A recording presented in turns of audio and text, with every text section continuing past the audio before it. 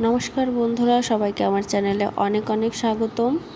তো দেখো, আজকে আমি একটা ব্লাউজের হাতার ডিজাইন করে দেখাবো। তো ব্লাউজটিকে কিন্তু আমি প্রথমে কাটিং করে নিয়েছি। এটি কিন্তু ডবল কাটরি ব্লাউজ। তো ডবল পাটে কিন্তু সেলাই করে নিতে হবে আগে। তো দেখো, যে নিচের যে ফলস কাপড়টুকু আছে হাতার, সেটুকু কিন্তু আমি প্রথমে কেটে নিচ্ছি। এরপর কিন্তু এর সমানে করে আমি সেলাই দিয়ে নেব। তো দেখো, এরপর আমি রেখেছি ঠিক এমনটা হয়েছে। এবার কিন্তু আমি সেলাই করে নেব। আর অবশ্যই কিন্তু ডবল কাটারে সেলাই করার সময় কিন্তু দুটোকে কিন্তু একসাথে অ্যাডজাস্ট করে নিতে হবে, না হলে কিন্তু এলোমেলো হয়ে যাবে। তো সেজন্য দেখো, আমি কিন্তু আগে সেলাই দিয়ে নিচ্ছি, তারপরে যে বাকি ছাট অংশটুকু আছে সেটাকেও কিন্তু আমি কেটে নেব। দেখো, প্রথমত খুব ভালো করে সেলাই করে নিতে হবে, তারপর আমি ডিজাইনটি করব। তো তোমরা যারা আমার চ্যানেলে নতুন আছো, অবশ্যই চ্যানেলটিকে সাবস্ক্রাইব করে পাশে থাকবে এবং পাশে থাকা বেল আইকনটি কিন্তু অবশ্যই ক্লিক করে রাখবে সবার আগে ভিডিও পেতে। তো দেখো, এবার পাশে যে ছাট অংশটুকু ছিল মেন লাইনের কাপড়ের থেকে, তো সেটুকু কিন্তু আমি কেটে নিচ্ছি। আর এগুলো না কাটলে কিন্তু কাপড়ের ফিনিশিংটা ভালো আসবে না সেলাই করার পরে। তো দেখো, এবার যে নিচের যে অংশটুকু আছে, নিচের যে আঁকা বাঁকা অংশটুকু আছে, সেটুকু কিন্তু আমি কেটে নিচ্ছি। এবার কিন্তু নিচে আমি মুড়িয়ে সেলাই করে নেব। তো তোমরা এখানে চাইলে কিন্তু হাতের সেলাইও করতে পারো।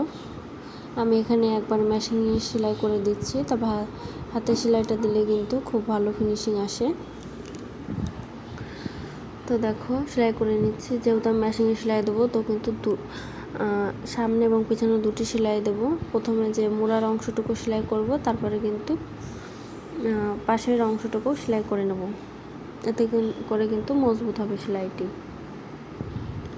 আর তোমরা যারা হাতার নতুন নতুন ভিডিও পেতে চাও, অবশ্যই চ্যানেলটিকে সাবস্ক্রাইব করবে এবং আমাকে কমেন্টে বলো কী ধরনের ডিজাইন দেখতে চাও।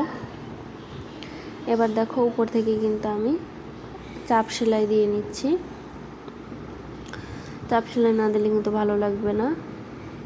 তো দেখো, দেওয়া হয়ে গেছে। এবার কিন্তু আমাদের ডিজাইনটি করতে হবে।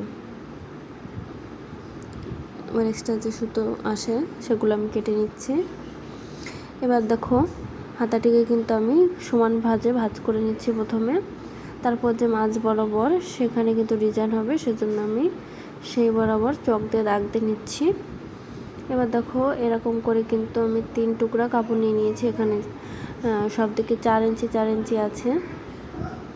তো দেখো, এভাবে কিন্তু কোনা বা নিমকি যেটাই বলো তোমরা, সেভাবে করে নিচ্ছি। এভাবে করে কিন্তু এই মাছ বরাবর বসিয়ে দিতে হবে। তো আমি এখানে ছোটো ছোটোই করব। তো তোমরা অবশ্যই যখন তৈরি করবে একটু কাপড় বেশি নিয়ে তৈরি করবে, তাহলে এই কোনা বা নিমকি শেপগুলো এগুলো কিন্তু একটু বড় বড় করে দিলে ভালো হয়। তো আমার কাপড় অল্প থাকার কারণে কিন্তু আমি খুব ভালোভাবে মানে করতে পারিনি বড়োভাবে, একটু ছোটো ছোটোই হয়েছে। তো কাপড় বেশি নিলে কিন্তু ডিজাইনটা কিন্তু আরও সুন্দর ফুটবে। তো এবার দেখো, এই যে 3 কোনা যে শেপ, এটিকে আমি কিন্তু এবার সেলাই করে নিচ্ছি। যেহেতু আমার একটু ছোট হয়ে গেছে, তাহলে সেজন্য আমি মুড়িয়ে নিচ্ছি, যাতে এই অংশটুকু না দেখা যায়। দেখো, সবগুলো কিন্তু একইভাবে সেলাই করে নেব।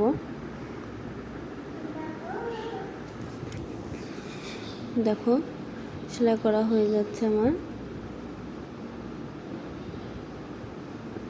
আর কেউ যদি হাতা কাটিংটাও দেখতে চাও, অবশ্যই কমেন্টে বলো। তো দেখো, সেলাই করা হয়ে গেছে কিন্তু।